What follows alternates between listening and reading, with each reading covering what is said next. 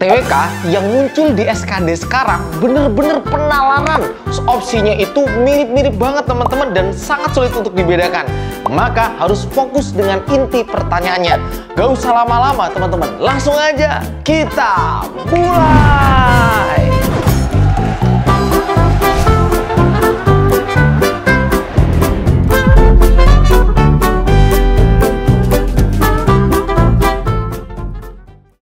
Assalamualaikum warahmatullahi wabarakatuh. Halo teman-teman, selamat datang kembali ke channel Privat Alfaiz. Spesial banget di video kali ini kita akan membahas soal TWK yang terbaru. Soalnya itu pendek, opsinya juga nggak terlalu panjang, tetapi opsinya itu positif semuanya, bener semuanya. Dan nanti kita akan menjawab berdasarkan inti pertanyaan soalnya, seperti apa yang diminta soalnya dan mana jawaban yang paling benar sesuai dengan permintaan soalnya. Gak usah lama-lama teman-teman, siapin alat tulisnya dan kita mulai. Oke, sebelum aku bahas soalnya, aku akan bacakan ya sedikit testimoni atau gambaran soal yang didapat oleh para peserta yang sudah tes ya di SKD gelombang pertama. Untuk TWK-nya sama kayak kakak ajarkan kak kalimat utama, kemudian kesimpulan paragraf, sama kalimat tidak baku. Ini kelas online berarti ini ya. Semua dapat soal sama kayak juga saya. Apa ya maksudnya? Kayak kau ini mungkin peran ya, peran antara lembaganya, tetapi pengimplementasiannya. Jadi model-model soal implementasi ini soal MA ini ya berarti ya. Kak, jawabannya seingat saya ada MA sebagai peran internal dan KY sebagai eksternal. Penalarannya pendek-pendek, soalnya tapi ngeri Kak, opsinya bener semua. Jadi soalnya penalaran dan pendek-pendek, tetapi opsinya intinya bener semua teman-teman ya. Nggak dapat soal Pancasila aku Kak. Jadi teman-teman, ada yang dapat Pancasila, ada juga yang nggak dapat Pancasila. Artinya apa? Soal paketnya itu banyak macam-macamnya gitu ya. Jadi setiap harinya itu biasanya berbeda-beda. Tetapi secara model dia sama teman-teman. Kalau untuk TIU kurang lebih sama kayak yang Kak Febri ajarkan di kelas jarak kecepatan waktu dan ada Kak, tapi bentuknya perbandingan bukan rumus JKW. Sama tabel Kak, banyak yang nggak kejawab di aku, keteteran waktu karena TWK. Deret angkanya aku dapat yang minus ya, yang angka minus-minus sekarang kan modelnya ya. Kak, angkanya untuk dihitung cepatnya ada yang nggak ketemu Kak. Aku jawabannya satu, pecahannya aneh Kak, nggak bisa dibulatin koma, hasilnya figuralnya sulit Kak, ngeri banget figuralnya IPDN 6-7 soal. Jadi ada yang dapat soal figural tuh sampai 10 soal. Artinya soal-soal figural ini benar-benar harus teman-teman kuasai juga untuk timnya ya. Nah, kita akan fokus ke soal TWK yang model terbaru, yaitu soal-soal pendek. Nah, aku akan memberikan tips sebelum kita menjawab soal. Yang pertama adalah teman-teman harus dalamin atau kuasai teori atau konsepnya teman-teman.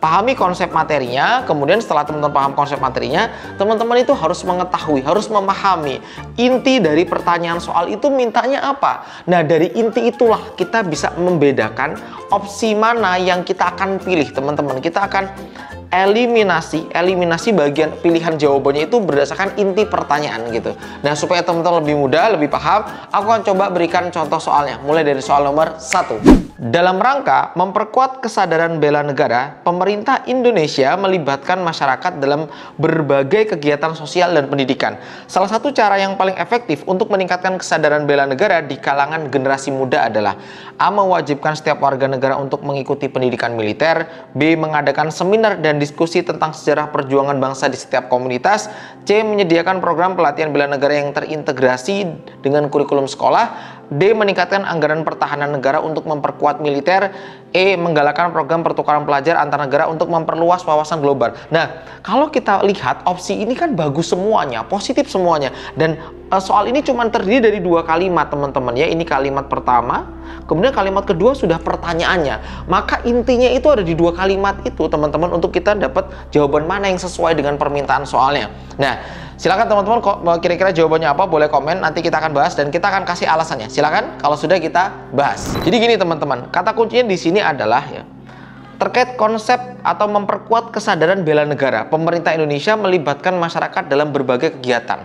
Nah, salah satu cara yang paling efektif. Nah, kemungkinan A, B, C, D, E itu efektif, tetapi mana yang paling efektif untuk meningkatkan pemahaman kesadaran bela negara di kalangan generasi muda ya. Gimana cara ningkatin kesadaran dia ya, supaya dia itu lebih ngerti, lebih sadar terkait upaya bela negara di kalangan generasi muda. Kalau kita menjawab A, mewajibkan setiap warga negara untuk mengikuti pendidikan militer, tuh tidak harus diwajibkan teman-teman ya, kecuali di Indonesia sekarang ada komponen cadangan itu kan mengikuti latihan militer dari warga sipil ya teman-teman ya. Bukan itu, tetapi yang B mengadakan seminar dan diskusi tentang sejarah perjuangan bangsa di setiap komunitas. Ini oke.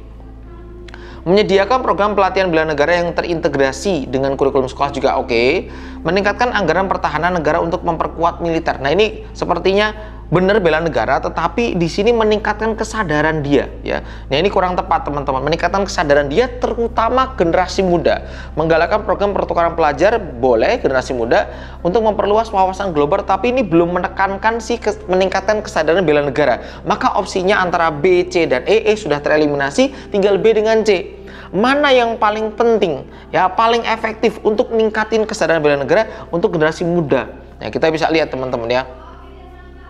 Seminar dan diskusi pada pilihan B itu baik, namun tidak sistematis ya. Nah, jadi kurang sesuai dengan permintaan soalnya. Mengadakan seminar dan diskusi tentang sejarah perjuangan bangsa di setiap komunitas. Nah, ini kurang lengkap. Nah, karena di sini yang paling efektif yang mana? Harusnya program pelatihan bela negara tadi bisa terintegrasi, bisa disatukan dengan kurikulum yang ada di sekolah. Sehingga ini sesuai, sasarannya adalah kalangan generasi muda.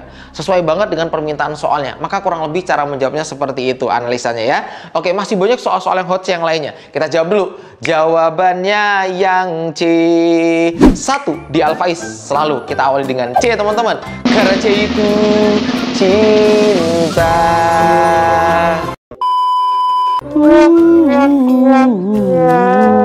Semangat buat teman-temanku semua pejuang ASN tahun 2024 ya.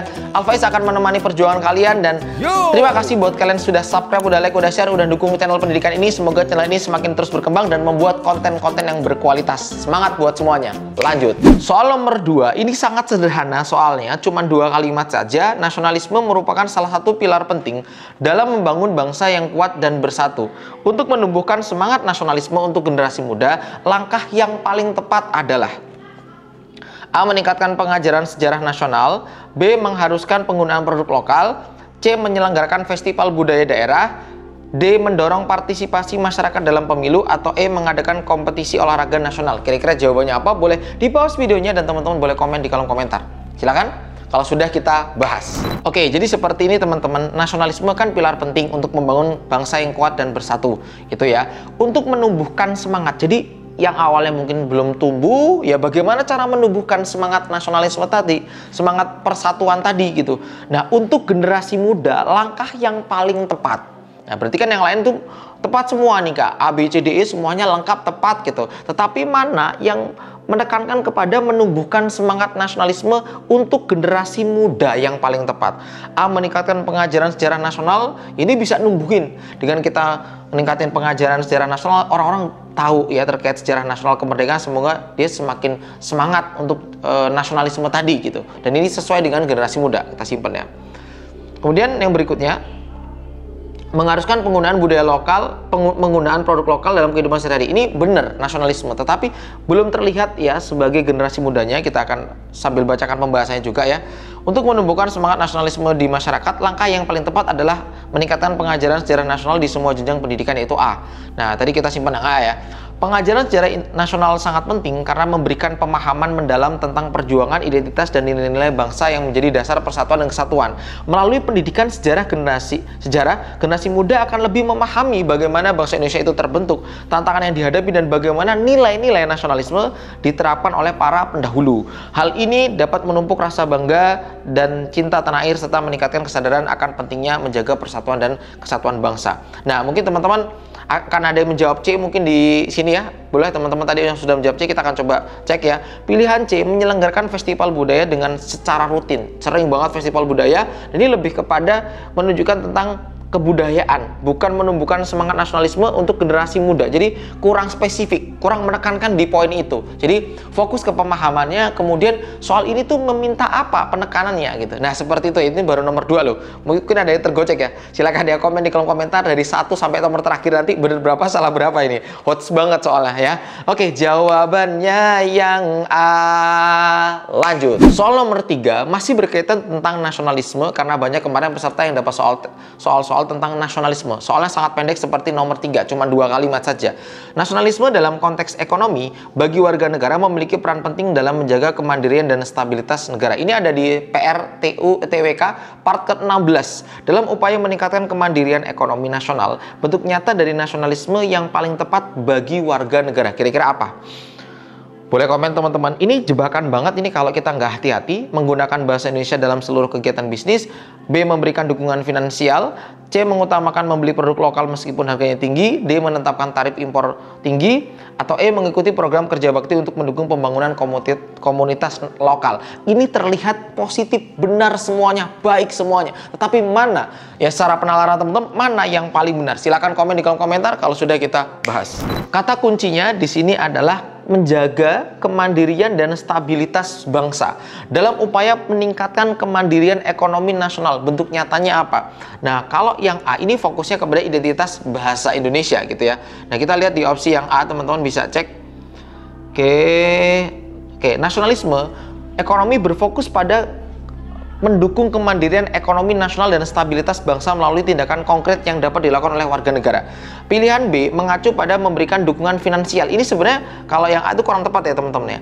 Kalau B memberikan dukungan finansial melalui pembelian produk, ini tepat Kak? Ekonomi, kemudian nasionalisme. B sangat tepat ya. Nah, ini adalah bentuk nyata dari dukungan ekonomi yang membantu meningkatkan pendapatan perusahaan lokal. Jadi fokus untuk mendukung perusahaan lokal, menciptakan lapangan kerja dan mengurangi ketergantungan pada produk impor. Nah, yang C, pilihan C mengutamakan pembelian produk lokal meskipun harganya lebih tinggi. Ini juga sama, ini benar. Ya, ada sisi pengorbanan di situ untuk produk-produk dalam negeri. Ya, bentuk nyata nasionalisme gitu kan. Nah, ini dalam bidang ekonomi, C dengan B itu masuk keduanya.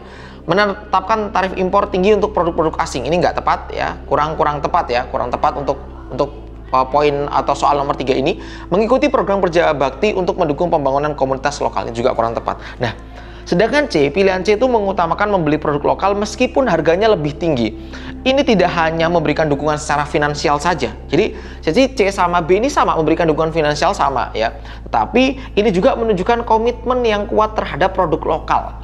Ya, meskipun ada biaya tambahan, mungkin produk impor, produk luar negeri itu lebih bagus mungkin atau mungkin lebih murah gitu. Tetapi di sini ada pengorbanan kita. Kita utamakan beli produk lokal walaupun harganya tinggi. Itu salah satu bentuk pengorbanan kita ya untuk meningkatkan kemandirian ekonomi nasional, teman-teman. Nah, pilihan B itu bagus, tindakan yang jelas dan mendukung perusahaan lokal dan membantu kemandirian. Namun C itu lebih kepada lebih kepada menekankan pada pengorbanan dan komitmen yang lebih besar terhadap produk lokal yang menunjukkan bentuk nasionalisme yang lebih kuat dalam mendukung kemandirian ekonomi nasional. Hots banget ya. Apa kabar kalau soal-soal kayak gini kita letakkan di TO Al-Faiz semuanya yang terbaru ya. Kayaknya teman-teman bakal harusnya terbantu banget ketika tes nanti ya. Jawabannya yang C. Oke teman-teman, kalau teman-teman pengen konten-konten yang short, yang pendek, teman-teman bisa cek di TikTok privat Al-Faiz atau di Instagram privat Al-Faiz. Nanti teman-teman bisa lihat di situ, teman-teman bisa kerjain soalnya, ada soal tugasnya, kemudian teman-teman juga bisa dapat informasi-informasi penting seputar CPNS dan kedinasan. Semangat buat semuanya. Lanjut. Nomor 4, menurut aku soalnya ini juga tergolong sulit teman-teman. Pancasila sebagai dasar negara Indonesia memiliki nilai-nilai yang harus diterapkan dalam kehidupan berbangsa dan bernegara. Salah satu nilai penting adalah persatuan. Dalam situasi saat terjadi konflik antar kelompok masyarakat, tindakan yang paling tepat dilakukan untuk menjaga persatuan. Kira-kira apa? A. Mengadakan pertemuan bersama untuk membahas dan menyelesaikan perbedaan. B. Menghindari kelompok yang berkonflik untuk menjaga ketenangan. C. Menyampaikan aspirasi melalui media sosial. D. Mengajak tokoh masyarakat untuk menjadi penengah. Atau E. Menjalankan aktivitas sehari-hari tanpa terlihat dalam konflik. Ini bagus, positif semua pilihannya, harus teliti. Kira-kira apa teman-teman jawabannya? Boleh komen ya, silakan. Yuk, bisa yuk teman-teman komen kira-kira jawabannya apa kalau sudah kita bahas. Oke, di sini teman-teman kita akan lihat kata kuncinya. Salah satu nilai penting adalah persatuan. Dalam situasi saat terjadi konflik antar kelompok masyarakat, tindakan yang paling tepat dilakukan untuk tetap menjaga persatuan apa nih gitu. Mengadakan pertemuan bersama untuk membahas dan menyelesaikan perbedaan tadi, adanya konflik tadi, ini jelas benar. Menghindari kelompok yang berkonflik untuk menjaga ketenangan, ini juga benar sebenarnya. Tetapi kan yang diminta dalam situasi saat terjadi konflik, tindakan yang paling tepat itu apa? Supaya kita menjaga persatuan. Yang B ini menghindar gitu, berarti tidak menjaga persatuan, kurang teman-teman ya. Jadi penekanannya masih di A. Yang C, menyampaikan aspirasi melalui media sosial dengan harapan didengar oleh pihak terkait, ini juga kurang efektif ya, kurang maksimal.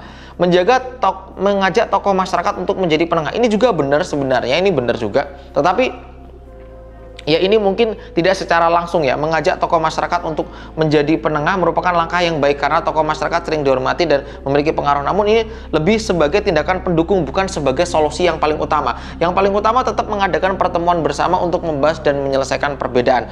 Berarti tetap A ya. Yang E, menjalankan aktivitas sehari-hari tanpa terlihat dalam konflik, kurang tepat dan kurang sesuai dengan permintaan soalnya. Hots banget soalnya. Jawabannya yang A. Oke teman-teman ya, jangan lupa sembari teman-teman sudah subscribe, jangan lupa aktifin loncengnya supaya ketika aku upload video-video terbaru banget yang berkualitas, insya Allah ya, semoga teman-teman juga terbantu dan teman-teman gak ketinggalan karena sudah mengaktifkan loncengnya di video Alfaiz ini ya. Oke, kita lanjut. Sebelum ke soal nomor 5 teman-teman, aku sampaikan dulu ya, ini adalah informasi penting dari peserta yang sudah tes ya. Alhamdulillah ranking 1 di sesi ke asal pendaftaran Kabupaten Lombok Barat Provinsi NTB. Masya Allah, luar biasa, peringkat 1 deh, keren.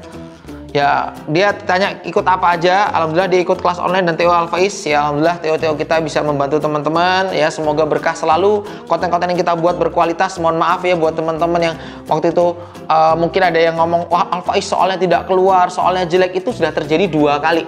Di 2023 juga ada yang seperti itu, ingin menjatuhkan Alfaiz, katanya Alfaiz itu nggak sesuai materinya, soal-soalnya nggak sesuai. Tapi terbukti teman-teman ya, top skor banyak ya, setiap video selalu aku bacakan ya. Orang-orang itu silahkan dilihat, kita berbicara menggunakan data, menggunakan fakta. Kita punya banyak screenshot dari teman-teman di seluruh Indonesia melalui Instagram, Telegram, Line, WA, dan berbagai macam media sosial yang lainnya. Kita ada buktinya semua ya teman-teman ya. Semoga yang belajar di Alfaiz semakin semangat dan semoga kita juga semakin semangat membuat konten-konten yang berkualitas ya. Oke, satu lagi teman-teman. Selamat pagi Kak Faiz. Mau ngucapin banyak terima kasih sudah jadi guru yang baik. Bener sih, emang mirip dan banyak yang masuk hampir semua soal. Aku dapat pecahan campuran gitu. Terus yang aku inget yang TO 2 kayaknya itu masuk semua. Tapi mungkin belum rezeki buat saya. Waduh dek, semangat dek. Tapi saya banyak terima kasih buat tim Alfaiz. Semangat terus buat konten CPNS nanti, ditunggu. Wow, siap. Ini udah dibuat ya, semoga berkah. Nah ini ada soal TIU seperti ini, pecahan campuran ya. Aku masih inget soal TIU Kak, tolong dijelasin Kak gimana cara penyelesaiannya. Siap ya, ini main pecahan campuran campur ya. Ini juga soal TIU pas tes kemarin Kak, tolong jelasin Kak gimana cara ngerjainnya ini. Oke, siap. Nanti kita akan bahas-bahas juga ya di TO juga, kita akan buat soal-soal yang terbaru sesuai dengan permintaan teman-teman. TO sekarang monggo dicek di website pilot.alfaiz.id. Sama sekarang lagi jalan ya. Buku ini lagi bonus, buku ini buku cetakan pertama sampai cetakan terbaru tuh ada bonusnya semua ya. Kemarin teman-teman minta tryout yang terbaru, udah kita update. Kemudian teman-teman yang minta tambahan kelas untuk TWK TKP sudah kita berikan juga. Silahkan cek di grup kalian karena kalian bisa langsung klaim dan teman-teman bisa langsung ikutan kelas gratis kita ya. Oke, cek kalau kelas berbayar untuk hari ini sudah full. Teman-teman nanti kalau mungkin kita buka lagi, cek aja di website privatalfaiz.id. Semoga membantu. Lanjut. Soal nomor 5, menurut aku ini cukup jebakan banget ya. Nomor 5 ini agak sulit ya. Ronaldo diberikan tanggung jawab untuk membuat kaos untuk kegiatan manca krida atau outbound kantor pada pekan depan. Tindakan yang paling mencerminkan ketidakjujuran dalam menjalankan tugas tersebut adalah apa?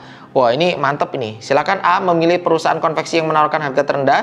B, memberikan laporan perkembangan pembuatan kaos. D, menambah biaya tambahan per kaos. D, menginformasikan kepada panitia bahwa kaos akan selesai tepat waktu. E, menggunakan desain kaos yang sudah disetujui sebelumnya tanpa melakukan konsultasi ulang dengan tim. Nah, ini terlihat ya, soal ini hot banget ya, rumit banget ini. Dia mintanya yang paling nggak jujur, tetapi opsi semuanya jelek gitu kan. Nah, mana yang paling nggak jujur? Yang paling tidak mencerminkan kejujuran? Wah, hot banget sih teman-teman sih, mantap sih. Kayaknya teman-teman boleh komen di kolom komentar nanti ya. Kak, buatin konten TWK yang seperti ini terus. Ini alhamdulillah dari tim sudah mulai mengumpulkan soal-soal yang terbaru, sudah ada sama tim Alfaiz, lengkap banget, sudah mulai dioper ke kita. Semoga soal-soal ini nanti akan bisa ngebantu teman-teman semuanya. Alhamdulillah kita sudah bermitra dengan banyak tim pembuat soal di seluruh Indonesia.